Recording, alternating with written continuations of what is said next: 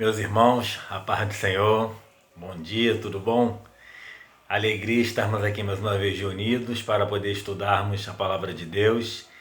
E hoje é um domingo de bênçãos, que apesar de toda essa quarentena, de tudo isso que vem acontecendo ao nosso município, ao nosso estado, ao nosso país, ao mundo, Deus tem nos guardado e preservado a nossa vida, e por isso nós devemos estar alegres, né? Como diz o salmista lá no Salmo 116, que darei ao Senhor por todos os benefícios que me tem feito. A gente ficaria aqui o restante do domingo e entraria pela segunda-feira agradecendo a Deus por tudo que Ele tem feito. Admito que estava ansioso para essa aula. É um tema muito bom, um tema muito complexo, um tema que uma aula é pouco para poder a gente falar. Hoje até troquei algumas mensagens com o nosso pastor, pedindo algumas orientações, algumas sugestões. É assim, o texto em si, né? O comentarista da revista ele foi muito feliz porque ele não entrou para o lado da complexidade, né? Ele foi mais para o lado realmente do estudo, mas eu quero, em coisa de 5 minutos ou até menos ou mais um pouquinho, eu quero discorrer um pouquinho com os irmãos sobre a diferença, né, teológica sobre a lição de hoje. A gente vai orar e daqui a pouquinho eu vou entrar aqui para poder a gente conversar um pouquinho. Senhor, obrigado, Pai, por essa oportunidade. Obrigado, Pai, porque o Senhor nos permitiu estarmos aqui mais uma vez para poder aprender a Tua palavra. Que Teu Espírito Santo, Pai, venha nos esclarecer, venha, Pai, nos ensinar, Pai, nesse momento. Abençoa, Pai, a cada um que está ao alcance dessa voz. Abençoa, Pai, a cada um que está, Senhor, em casa, Pai, com a Tua revista, com a Tua Bíblia, Pai, sentado e ouvindo a Tua palavra, Pai. Porque sabemos que a Tua palavra, ela liberta, transforma, restaura, cura, Pai. Porque a Tua palavra, Pai, a Tua voz falando conosco neste momento. Obrigado por tudo, em nome de Jesus. Amém. Meus irmãos, a lição de número 3, tá? Aqui é tudo tão marcado, eu escrevo tanta coisa que esses 45 minutos são poucos. Hoje a gente vai falar sobre eleição e predestinação, né? Hoje, domingo, dia 19 de abril de 2020, lição número 3. Ó, a gente já tem diaconisa irmã Leila respondeu uma pergunta, presbítero irmão Claudeni já respondeu uma pergunta, presbítero irmão Joaci na semana passada respondeu a pergunta. Hoje, ao longo da aula, eu vou ter mais uma pergunta. Então, você, quando eu falar que é a pergunta, você depois me chama no privado e me dá a resposta. Se for certa, você já está com o seu prêmio aí quando a gente retornar. Amém? Então vamos falar um pouquinho sobre eleição e predestinação. Certamente você já ouviu em algum momento, seja em alguma mensagem, em algum culto de ensino, ou até mesmo numa escola bíblica, o termo calvinismo e arminianismo. Marlos, o que é isso? Eu nunca li isso na Bíblia. Realmente você não vai achar João Calvino ou Armínio na Bíblia. Mas só para os irmãos entenderem, são linhas teológicas. Isso não quer dizer que uma esteja certa, uma esteja errada, que você precisa escolher entre uma ou outra. Eu, particularmente, já estudei, já li bastante e ainda não consigo falar. Sou de Armínio, sou de Calvino, teologicamente falando. Eu concordo com um, concordo com outro, discordo de uns pontos, discordo de outros. Enfim, é a título mesmo de informação, a título de você saber o que é teologicamente falando. Aí eu pesquisei muita coisa, li muito, assisti vídeo. Então, o pastor até falou, é um desafio você em 5 minutos falar sobre um tema tão complexo. Eu não vou me aprofundar, é só para os irmãos terem noção. Se os irmãos tiverem interesse, eu ver interesse da parte dos alunos, depois, quem sabe eu, o pastor Giovanni, ou algum outro obreiro, o presbítero irmão Paulo, algum de nós faça um vídeo ou dê um estudo sobre Armínio e Calvino, mas de forma contínua. Vamos lá, ó. A predestinação é uma doutrina bíblica que se refere ao propósito soberano de Deus com relação às suas criaturas. A predestinação faz parte do estudo acerca da providência de Deus, que afirma sua soberania sobre tudo o que acontece. Então aqui o autor está falando que assim, o que é predestinar? É a soberania de Deus sobre tudo o que acontece. É Ele já ter pré-estabelecido um plano para tudo que vai acontecer. Continuando. A doutrina da predestinação tem sido muito debatida entre os cristãos. Alguns já tentaram negá-las de muitas formas. Há quem até se sinta ofendido por ela. No entanto, é inegável que a Bíblia realmente fale em predestinação. Por isso, todos os cristãos genuínos reconhecem a predestinação como legítima, embora discordem sobre como ela acontece. Esse debate sobre a predestinação é representado na atualidade especialmente por dois grupos, calvinistas e arminianos. O primeiro grupo crê numa eleição e predestinação incondicional, enquanto o segundo grupo crê de forma condicional. Também é verdade que o calvinismo não se resume apenas a essa questão. Porém, todos os que defendem uma predestinação incondicional são popularmente apelidados de calvinistas. Sendo muito, mas muito sucinto mesmo, que os arminianos e os calvinistas me perdoem por ser tão prático. Os calvinistas acreditam que Deus, de forma incondicional, fez a sua eleição, a sua predestinação. E os arminianos, eles acreditam que é condicional, cabe ao homem escolher sobre ser salvo ou não. Não escolher, né, mas a partir das suas atitudes. Então, assim, o calvinismo é incondicional, vindo da parte de Deus. Os arminianos dizem que é condicional, vindo pelas obras do homem. Então, é basicamente isso. Mas, a gente passaria o domingo aqui e não chegaremos ao final, porque é um tema muito complexo. Aí eu separei também as pessoas que estudam, né, criaram a TULIP. O que é TULIP? É TULIP. São siglas em inglês, são os 5 pontos de Calvino. Mas não se espantem, os 5 pontos de Calvino não foram escritos por Calvino e não dizem apenas sobre o que ele defendia. Só para os irmãos terem ideia da seriedade disso, há mais ou menos 500 anos atrás, cerca de 150 entre teólogos, delegados, pastores, estudiosos, se reuniram num concílio, né, um sínodo, para poder discorrer sobre esse assunto. Então, assim,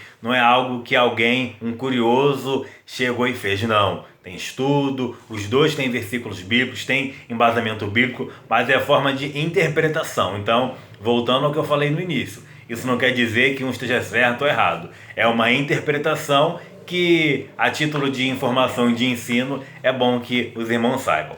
Aí, o que é a TULIP? TULIP é o seguinte, diz assim: é a total depravação, eleição incondicional, expiação limitada, graça irresistível e perseverança dos santos. Então são esses 5 pontos que os estudiosos fazem entre Calvino e Armínio. Então eles pegam esses 5 pontos, elencam, né, um por um, colocam o que um defende, o que o outro defende, o que um defende, o que o outro defende. Até se os irmãos depois quiserem, me chama no privado que eu mando isso para os irmãos. É assim, não sei se os irmãos vão conseguir ler, Aqui fala, Calvino, Armínio. Aí, vontade livre, depravação total. Aí aqui, é o que um e o outro defende, e é bacana porque tem versículo. Então, assim, isso mostra que o estudo é embasado na Bíblia. Então, aí, pastor, 8 minutos e 40, mas confesso que fui muito sucinto realmente, porque dentro da revista o autor ele nem cita Calvino e Armínio, porque o tema realmente é complexo. Então, só para os irmãos terem mais ou menos noção. Vamos então ao texto da revista. Pegue sua revista, vamos para o texto áureo.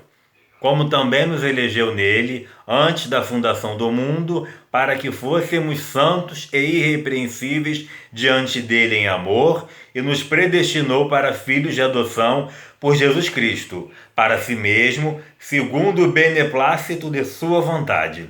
Paulo escreveu isso aos Efésios, no capítulo 1, versículo 4 e 5. Marquei aqui o que é beneplácito, é concordância. Então, segundo a concordância de sua vontade. Interessante os irmãos não esquecerem que tudo isso Paulo falou na sua carta aos Efésios. Para a gente ver, às vezes a gente acha que Efésios fala só sobre a armadura de Deus. Não, é muito mais do que isso. Isso está no capítulo 1. É lá na apresentação de Paulo, né? Na saudação dele, a gente já vê o tamanho da mensagem que Paulo passou para a igreja em Éfeso e nos passa até os dias de hoje. Verdade Prática diz: segundo a sua presciência, Deus elegeu e predestinou para a salvação os que creriam e perseverariam na fé em Cristo Jesus. É muito interessante falar em presciência divina. A gente fica assim, mas como que Deus... Vamos falar um pouquinho de salvação, né? Como que Deus mandou Adão, aí Adão pecou. Só que a gente sabe que antes da fundação do mundo, Deus já havia separado Jesus para morrer por nós.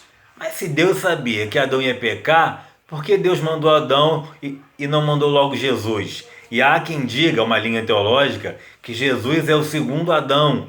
Eu particularmente não gosto muito de falar essa linguagem, porque eu acho que Adão é um personagem e Jesus é outro. Apesar de entender que por Adão o pecado entrou e por Jesus ele saiu, mas eu gosto de tratar de formas diferentes. É uma didática minha. Então, presciência. Como a gente não entende isso? Porque a nossa mente é limitada. O pouco que eu conheço, o pouco que eu sei, é o que eu vejo, é o que está aqui, é o que eu vivi, é o que eu aprendi, é o que eu li. Mas eu não sei o que aconteceu por toda a minha vida para trás, muito menos sei o que vai acontecer daqui a um segundo. Então, mas Deus, ele sabe disso tudo. Ele sabe tudo o que aconteceu, tudo que está acontecendo, tudo que vai acontecer. E mais do que saber, ele está no controle de todas as coisas. Então, a nossa mente é finita, não consegue entender isso. Se eu perguntar aos irmãos agora, irmãos, o que é ter a eternidade com Cristo? O que é adorar a Deus pela eternidade?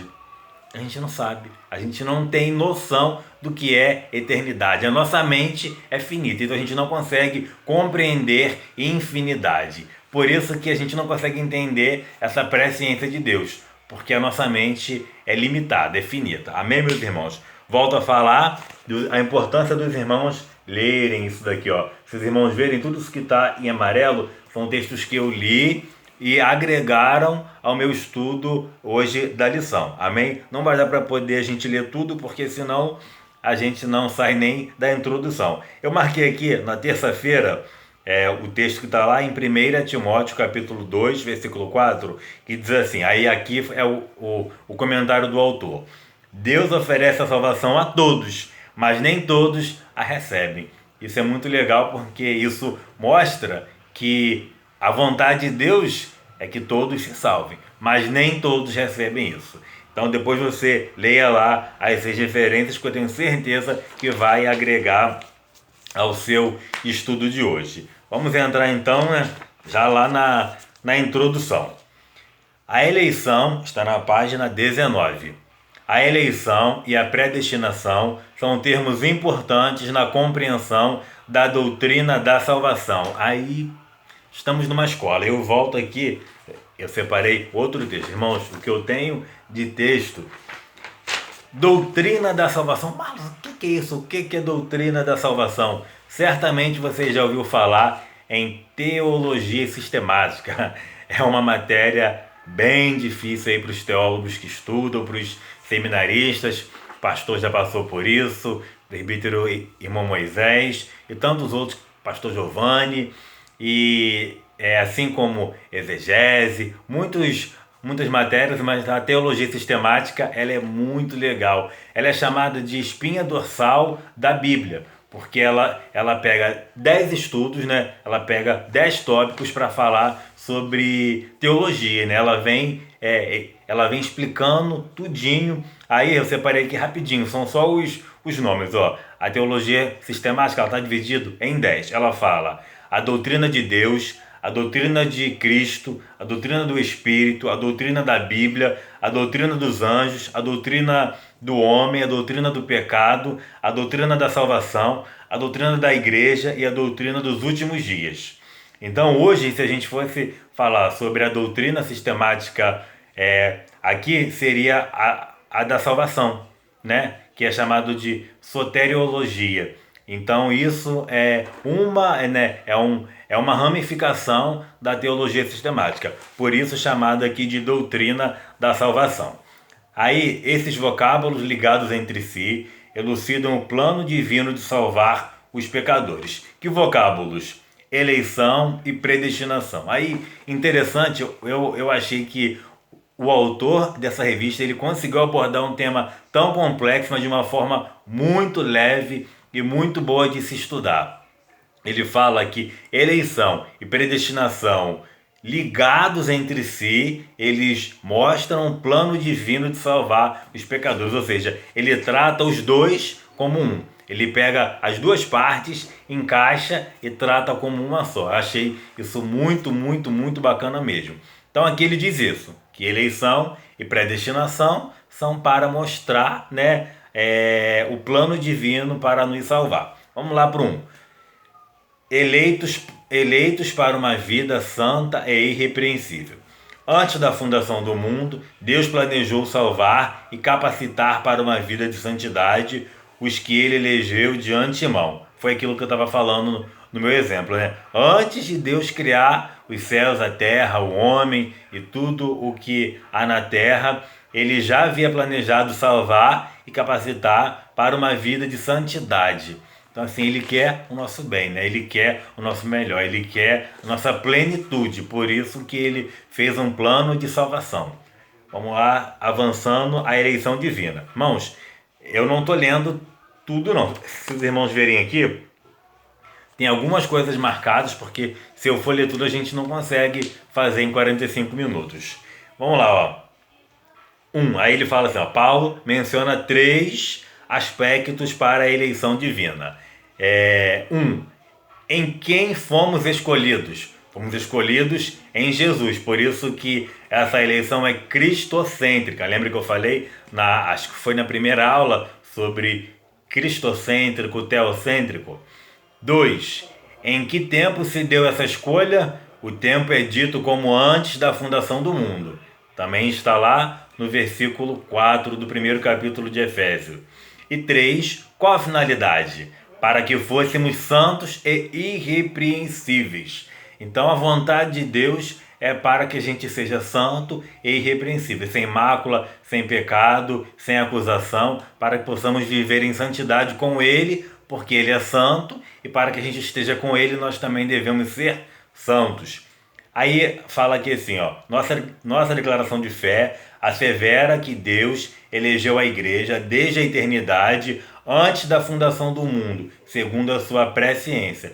Está no segundo versículo da primeira epístola, segundo escreveu Pedro. Eu até escrevi esse versículo aqui, porque ele é muito bom, que Pedro diz assim, ó, eleitos segundo a presciência de Deus Pai, em santificação do Espírito, para a obediência e a aspersão do sangue de Jesus Cristo. Graça e paz vos sejam multiplicados. Então aqui Pedro fala que nós somos eleitos segundo a sabedoria e a soberania de Deus, em santificação do Espírito, para a obediência e a aspersão do sangue de Cristo, ou seja, para a obediência e remissão dos pecados, segundo o sacrifício de Jesus na cruz do Calvário.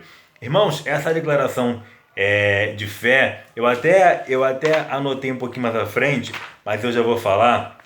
Eu tenho visto que o autor usa bastante ela. Eu olhei ela na internet, ela vende na CPAD. Custa em torno de R$15, R$16. Quando passar a quarentena, eu estarei indo à CPAD para poder comprar. Se os irmãos quiserem, me procurem, porque ela tem 264 páginas, mas pelo pouco que eu li, pelos trechos que o autor vem apresentando, ela é muito boa. Então, se você quiser adquirir como ferramenta de estudo, você me procure, que eu compro, para poder você ter em casa também, a fim de estudar. Amém?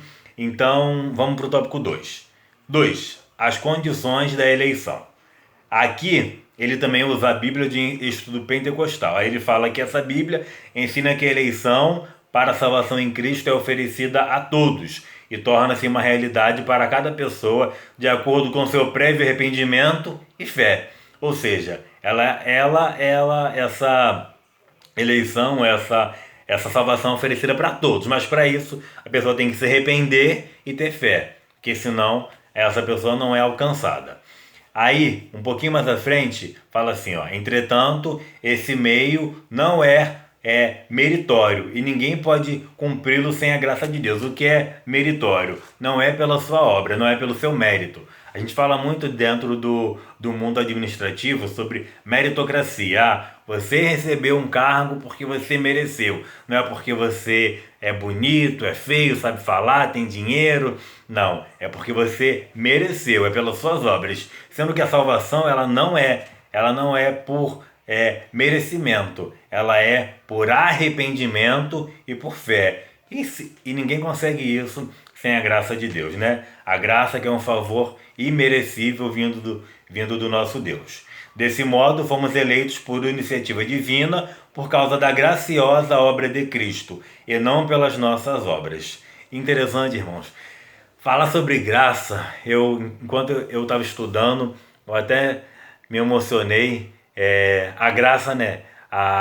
O Diante do Trono, né? Eles cantam aquele hino Me Ama e fala que a graça é um oceano e que nós estamos nos afogando no bom sentido, né? Na graça de Deus e que a gente possa não esquecer, né? Essa graça, não esquecer esse amor, porque através dele e desde antes da fundação do mundo, Deus nos elegeu e nos escolheu para que desfrutássemos desse amor. Então, todos os dias, seja grato pela graça recebida, porque nós não merecíamos, mas Deus, ele enviou o seu Filho para que fôssemos salvos. Amém? 3. Vida santa é irrepreensível. Paulo enfatiza que a eleição tem a finalidade específica de sermos santos e irrepreensíveis diante dele.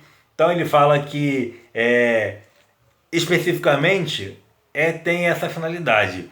Porque, como eu disse há pouco, Deus é santo e deseja que a gente seja santo e irrepreensível diante dele. Hebreus fala sobre isso, né? A carta aos Hebreus. Seguir a paz com todos e a santificação sem a qual ninguém verá ao Senhor.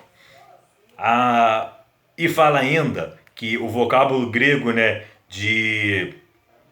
vamos lá. Nesse aspecto, o vocábulo grego ágios, que é santo, significa separado do pecado. O adjetivo grego amomos expressa algo sem defeito ou inculpável. Os termos apontam para a santificação, isto é, o mais alto padrão ético e moral de vida para agradar a Deus que nos elegeu em Cristo. Irmãos, nós somos comprados por um alto preço de sangue. E quem é comprado não pode ser vendido. E aqui o autor ele fala assim, né? O mais alto padrão ético e moral de vida para agradar a Deus. Nunca se esqueça de quem você é diante de Deus. Nunca se esqueça de preservar a sua ética, a sua moral, a sua índole, o seu caráter, para que a sua vida com Deus ela seja irrepreensível, sem mácula, sem manchas. O que Deus fala de Jó, né? Como eu falei na semana passada, se eu não me engano, que Deus deu testemunho de Jó, né? Ele fala para Satanás: vê o meu servo Jó, homem reto, fiel, temente a Deus, que se desvia do mal. Então, assim, Deus ele nos comprou. Ele nos comprou para que fôssemos santos e irrepreensíveis. Então, não venda, não dê o famoso jeitinho brasileiro, não tente passar a perna no seu amigo, no seu patrão, não tente fazer algo que vá desabonar a sua moral, a sua ética diante dos homens e diante de Deus. Porque se a gente não for fiel ao nosso patrão, se a gente não for fiel ao nosso pai, à nossa mãe, o marido, a esposa, marido, o irmão, o amigo, ao nosso pastor, ao nosso líder, como que a gente vai ser fiel a Deus? Então, não se venda porque você não foi comprado. Você não está solto, você não é uma folha seca que é carregado pelo vento, é carregado pelo léu, pelo momento. Você foi comprado por Jesus, você tem o dono, você é um servo e o nosso Senhor é o Senhor Jesus Cristo. E nós estamos enraizados, nós estamos enxertados, como diz João, na videira verdadeira, que é o nosso Senhor. Amém, meus irmãos? Vamos continuar. Meu Deus, 25 minutos e eu ainda estou mas vamos avançar. 4. a nova vida dos eleitos. O tema é apresentado com exortações contra a velha conduta, tais como mentira, furto, palavras torpes, amargura, ira, fornicação, impureza, avareza e embriaguez. Então isso aqui são coisas que ficaram para trás.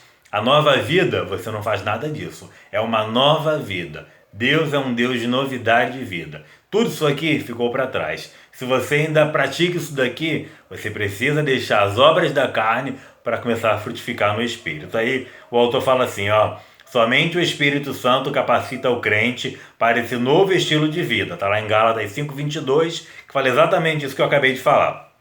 Trata-se, portanto, de um processo contínuo de santificação até a glorificação final no dia de Cristo. O que é o dia de Cristo? O dia do Senhor, o dia em que Ele virá juntamente com os santos para julgar as pessoas segundo aquilo que ela fez, aquilo que ela é diante de Deus, né? E lá em Apocalipse fala, né? Ser fiel até a morte e dar-te a coroa da vida. Então, se você mentia, se você furtava, se você xingava, era amargurado, irado, se você tinha pecados sexuais, de impureza, tudo isso ficou para trás. Agora é uma nova vida. E é somente o Espírito Santo que te capacita. Semana passada eu lembro que eu deixei uma reflexão sobre quem é a pessoa do Espírito Santo para nós. Qual é a influência dele. E volto a falar. Nunca despreze o Espírito. Nunca se esqueça que você tem um amigo, alguém que está dentro de você, que é até aquilo que você não consegue nem falar. Aquilo que você só chora, aquilo que você só passa pela tua cabeça e pelo seu coração. É aquilo que o Espírito Santo de Deus, ele sabe, conhece, ele vai te ajudar nas suas fraquezas, ele vai te ajudar, mas quando você abrir o coração e deixar que ele opere, que ele trabalhe, que ele remova a sujeira, a impureza, tudo aquilo que não provém da parte de Deus. Rapidamente, eu conheço uma irmã, ela tem um testemunho muito bonito, acho que eu já até contei em algumas aulas, não sei se foi jovens ou irmãs. Ela passou por um processo muito difícil de doença. Ela teve trombose pós-parto. Ela teve que fazer hemodiálise, ela quase morreu. E ela começava a questionar Deus, o porquê. Aí ela conta que um dia, ela por todo aquele processo, ela ia sair para poder ministrar. Veja, a irmã passando prova, lutando pela sua vida, mas ela estava indo ministrar. Ela não colocou a doença como obstáculo. Ela disse que antes de sair, ela entrou no banheiro, sozinha ali, Deus, ela só chorou. Ela disse que ela nem conseguiu falar. Ela ajoelhou no vaso e ela falou no seu coração, Senhor, até quando? O que o Senhor quer de mim? E ela disse que aquela lágrima quente, aquela lágrima que sai do coração. E ela disse que ela saiu do banheiro e foi para a igreja ministrar. Quando chegou lá, Deus tomou um vaso e falou, eu colhi cada uma das suas lágrimas antes de você sair de casa. Eu colhi cada gota das suas lágrimas enquanto você falava no seu coração e eu estava lá com você. Então assim, não tinha ninguém ouviu, ninguém sabia, foi ela e Deus. E Deus usou uma pessoa estranha para poder falar que estava com ela. Então, é o Espírito Santo, é a intimidade, é esse relacionamento que Deus requer de nós, para que a gente sobreviva, para que a gente fique de pé, para que a gente, como uma palmeira, vá para lá, vem para cá, mas esteja firme. A luta vai vir, a doença vai vir, a dor vai vir, a dificuldade, o desemprego, a frustração, a decepção, mas Deus está no controle, Ele sabe o seu limite, Ele sabe até onde você vai aguentar. E que a gente possa ser igual a Caleb, com todo o tempo, com toda a dificuldade, com toda a espera, mas perseverar em seguir ao Senhor. Amém, meus irmãos? Vamos continuar, senão o estudo vira mensagem. Fechamos então o tópico 1, vamos para o 2. Antes de a gente entrar no 2, mas já é sobre aqui a predestinação para os filhos de adoção, quero fazer algumas perguntas que você vai responder depois. Você não precisa me responder agora, até porque você está assistindo a aula. O que é eleição? O que é a eleição? Quais as condições da eleição bíblica? O que se espera da nova vida dos eleitos? A necessidade de se ter uma vida santa e irrepreensível é um dos propósitos da eleição? Pensa nisso, depois você lê, está aqui, Está no subsídio didático. Então você depois leia e responda para que você entenda se realmente você está ciente do que é uma eleição. Mas vamos lá, já vamos para o 1. A predestinação. Eu já estou lá no segundo parágrafo. A Bíblia de Estudo Pentecostal esclarece que a predestinação se aplica aos propósitos de Deus incluídos na eleição, que a eleição é a escolha feita por Deus em Cristo de um povo para si mesmo, e que a predestinação abrange o que acontecerá ao povo escolhido por Deus. Então, resumindo, diz que a predestinação se aplica aos propósitos. Então, assim, Deus elegeu, e a predestinação é o que vai acontecer, qual é o propósito. E a eleição foi uma escolha feita por Deus, né? Ele escolheu um povo para si. E a predestinação é o que vai acontecer. Então, isso é o que a Bíblia de Estudos Pentecostal diz sobre predestinação, que em suma, né, é o que vai acontecer com a gente, com o povo que Deus escolheu para ele. 2. Filhos por adoção. Paulo é o único escritor do Novo Testamento que emprega o termo adoção. Ele fala em Romanos, capítulo 8, versículo 15 e 23, capítulo 9, versículo 4, em Gálatas, capítulo 4, versículo 5 e Efésios, capítulo 1, versículo 5. Essa prática não fazia parte do sistema legal judaico, mas era comum entre os romanos e perfeitamente conhecida entre os gregos. Lembra que a gente falou na semana passada? Na semana retrasada, Paulo e Saulo. Saulo era um nome judeu e Paulo era um nome romano. Então, entre os judeus não era comum a adoção, mas entre os romanos e os gregos isso era comum. Por isso que Paulo tem tanta facilidade e é o único autor para falar sobre isso. João não fala, Pedro não fala, Lucas não fala, Marcos não fala, Mateus não fala, mas Paulo fala com facilidade porque fazia parte da rotina dele, ok? Se noutro tempo, página 21.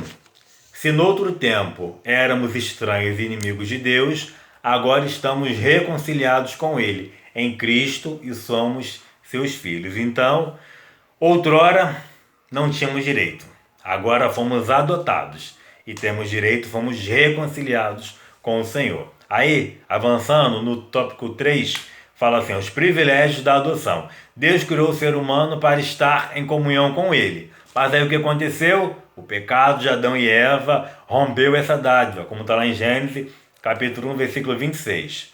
Aí, por que Paulo fala sobre adoção? O filho adotado recebe o direito ao nome e aos bens de quem o adota. Igualmente, na filiação divina, Deus predestinou as bênçãos de um novo nome e deu uma nova imagem, que é a imagem de Cristo, aos eleitos. Então, Deus concede a redenção e a remissão dos pecados e reestabelece a comunhão com o pecador, dando-lhe o direito de clamar Abba Pai, isto é, o direito de ter intimidade com o nosso Pai. Olha que coisa profunda, né? Nós perdemos esse direito pelo pecado de Adão. Aí Deus vai, por amor, por graça, por misericórdia, manda o seu filho para morrer por nós, por amor a nós. Isso nos dá o direito de ter o que? Intimidade. E aí eu quero puxar um pouquinho de novo aqui, um parêntese com vocês. Intimidade. Como anda a sua intimidade com Deus? Como anda o seu relacionamento com o Espírito Santo? Como anda a sua reserva com Deus? Se hoje se estabelecer sobre a tua vida o dia mal, como que você vai reagir? Você tem reserva? Lá em Mateus, fala, capítulo 25, se não me engano, fala sobre a parábola das 10 virgens. 10 virgens estavam no mesmo lugar, certamente com as mesmas lâmpadas, vestidos semelhantes, esperando a mesma coisa que era o quê? O noivo. Aí o que acontece? As 10 dormiram.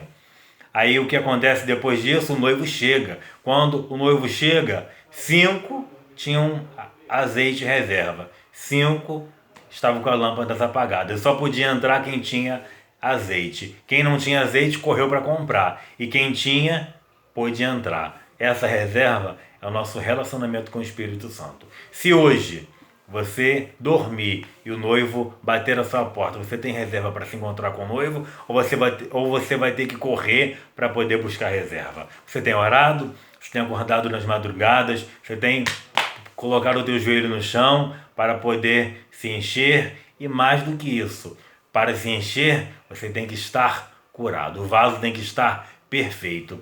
Eu falava aqui na semana passada com minha mãe e com o presbítero Antônio sobre a importância de o vaso estar perfeito. Daí vem o termo, né? Sinceridade. Sincero. O que era sincero? Antigamente, nos tempos antigos, os vasos eram usados para colocar o quê? Azeite, né? E o azeite, quando ele era aquecido, esse vaso, por algumas vezes, ele tinha algumas rachaduras, alguns furos, que eram tapados por vela, que é conhecido, né, por parafina.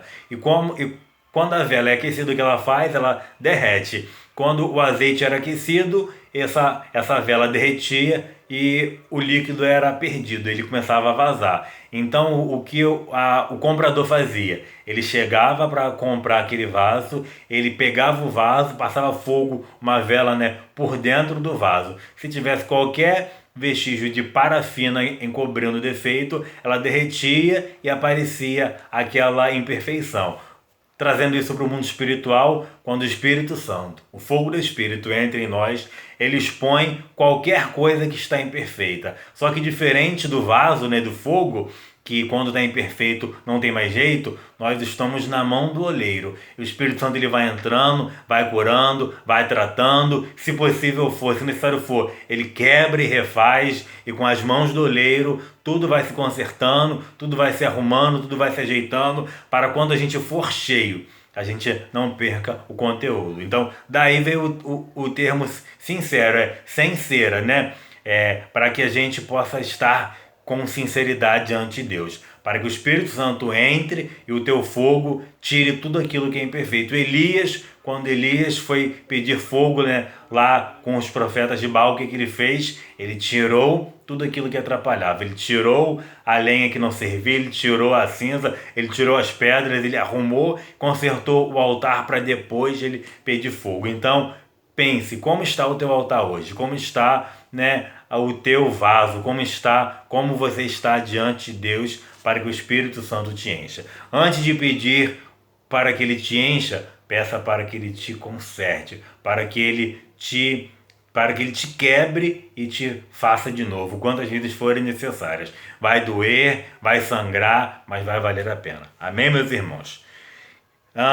Aí aqui, já chegando no final aqui da página 21, ainda no tópico 2, ele fala assim, ó: isso significa, estamos falando sobre os privilégios da adoção. Isso significa que passamos a ser herdeiros de Deus e co-herdeiros de Cristo, das promessas a Abraão e da vida eterna. Tendo sido aceitos por Deus, fomos transformados em filhos para seu louvor e glória. Atenção, a pergunta está aqui. O autor diz que nós somos herdeiros de Deus e co-herdeiros de Cristo e das promessas de Abraão. Que promessas são essas? Corre lá na Bíblia, leia. Se você me responder certo, você receberá seu prêmio. Quais são as promessas de Abraão, as quais nós também temos direito, sendo reconciliados em Cristo? Amém?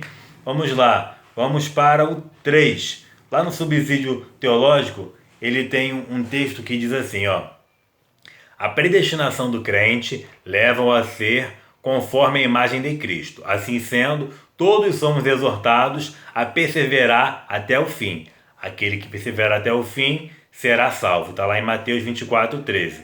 Fala sobre, né, os sermões. A graça divina tanto salva quanto nos preserva a alma neste mundo corrupto e corruptor. Não se mistura. Crente é sal, crente é luz. Não se mistura. Somos filhos de Deus. E a graça divina ela vai nos preservar nesse mundo que é corrupto e corruptor. Amém? Isso também está lá na declaração de fé. Olha a importância desse famoso livro que esse autor tanto fala. Vamos para o 3 que o tempo está acabando.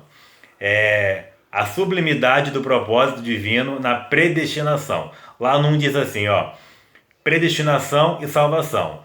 o soberano Deus não predestinou incondicionalmente pessoa alguma à condenação eterna, mas deseja que todos se arrependam e convertam-se de seus maus caminhos. Lucas escreveu isso em Atos, no capítulo 17, no versículo 30, ok? Então, Deus ele não tem prazer em quem se perde. O desejo dele é que todos alcancem salvação. Sabe o que é interessante aqui? Eu lembro de ter escrito... eu deixei isso para a conclusão. Vou puxar isso aqui de novo daqui a pouquinho na conclusão. 2. Predestinação e o amor. A Bíblia mostra que a redenção divina não foi uma medida de emergência, como eu falei sobre o meu ponto de vista sobre o primeiro e o segundo Adão. Ao contrário, era o plano imutável do amor de Deus desde sempre. Aqui consiste a sublimidade dos propósitos eternos em prover a salvação, que é o amor de Deus. Foi por amor que ele nos elegeu e nos predestinou em Cristo. Isso implica dizer que a salvação, como favor imerecido, provém do amor de Deus. Não obstante, os que se achegam a Cristo não são coagidos, mas são atraídos por ele. Irmãos, o amor de Deus é algo irresistível. Eu costumo falar que a gente que prega, nós que temos esse privilégio, quando a gente faz o convite e alguém se reconcilia com o Senhor, a gente é invadido por um sentimento inexplicável. Porque a gente sabe que não é pelo que a gente fala, não é pelo que a gente mas é pela ação do Espírito Santo, porque ele convence da justiça, do pecado e do juízo. E isso é irresistível. Quando o Espírito Santo entra, faz a obra, a pessoa vem de braços erguidos, chorando, ciente de que é pelo amor de Deus, ele não consegue resistir. Eu já presenciei casos de pessoas virem ajoelhadas, chorando, e depois falando, não sei nem como que eu cheguei lá na frente. Mas porque é irresistível, não dá para resistir. Quando se rasga o coração, o Espírito Santo entra, é irresistível. E essa predestinação, ela está associada ao amor e ela é irresistível, porque não dá para resistir ao amor de Deus. Amém? Concluindo, olha, a gente vai conseguir, graças a Deus. Cristo morreu por todos e por cada um dos pecadores. Irmãos, antes de eu continuar, interessante que Paulo faz questão de frisar isso, que Cristo morreu por todos. Não se esqueça, você é um instrumento para todas as pessoas. Não faça distinção. Amém? Desde a eternidade, segundo a sua presciência em Cristo, Deus elegeu e predestinou os que creriam e perseverariam na fé a viver em santidade, receber a filiação divina e a desfrutar de todas as bênçãos espirituais divinamente estipuladas. Aí, o que eu queria falar, que eu falei que eu ia falar depois, porque aqui, na página 21, aqui no finalzinho aqui, 21, o autor diz, que Deus não predestinou incondicionalmente pessoa alguma à condenação, mas deseja que todos se arrependam e convertam-se dos seus maus caminhos. Eu quero falar de Jonas. Jonas sabia, das atrocidades e barbaridades que o povo de Nínive fazia. Então Jonas, ele achava que aquele povo não merecia receber a palavra de Deus e ter oportunidade de ser salvo. E o que Deus faz? Deus trata com Jonas e Jonas vai lá depois e leva a palavra de Deus. Não julgue, não se coloque na posição de juiz. Não ache que você sabe mais do que Deus. Se Deus mandou você falar, fale. Se Deus mandou você pregar, pregue. Mandou você orar, ore. Porque senão você vai ficar perdido. Você vai ficar em uma situação difícil com Deus e vai pagar o preço. Porque Deus ele quer que todos se salvem. E aquele que crê, ele vai ser salvo. E não cabe nem a você e nem a mim achar quem são essas pessoas. Eu separei um texto, agora eu não estou encontrando. Irmãos, tem tanto papel aqui que eu não vou encontrar. Um texto muito bom que eu tinha separado para falar sobre oração para todas as pessoas. Não vou achar, poxa vida. Depois, se eu achar, eu coloco para os irmãos aí no grupo. Tem muito papel aqui, irmãos e irmãos. Não tem ideia da quantidade de papel que tem aqui. Mas para a gente encerrar. É isso. Deus, ele nos predestinou, nos elegeu, nos predestinou a sermos alcançados pela sua misericórdia e pelo seu amor.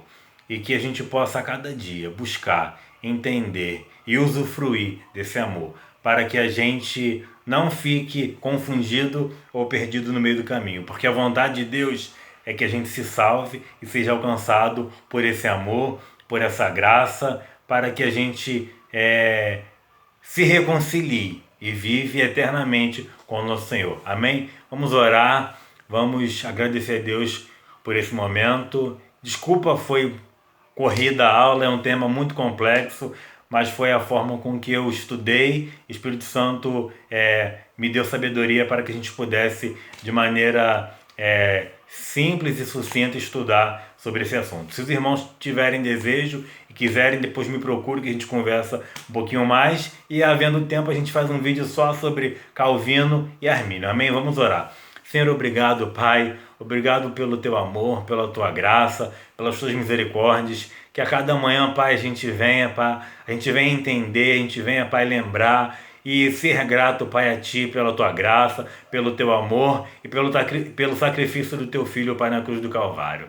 Que o Senhor, Pai, venha nos ensinar, na pessoa do Espírito Santo, Pai, a cada dia, a sermos santos como Tu és, para que possamos agradar a Ti e alcançar, Pai, as Tuas misericórdias e estarmos, Pai, ligados a Ti. Que o Teu Espírito Santo venha nos invadir, venha operar, Pai, em nós a Tua obra, a Tua graça e a Tua vontade. Obrigado por tudo, em nome de Jesus. Amém. Meus irmãos, tenham um dia abençoado, em nome de Jesus. Assim que eu encontrar o texto aqui que eu falei, eu vou botar na descrição do vídeo para que os irmãos possam ler. Amém? Fiquem com Deus. Irmãos, voltei aqui rapidinho, achei o texto. Vou ler aqui rapidinho, é referente a um versículo de Ezequiel e se encaixa perfeitamente no que a gente está vivendo atualmente. Ó, diz assim, lá em Ezequiel 18, 23,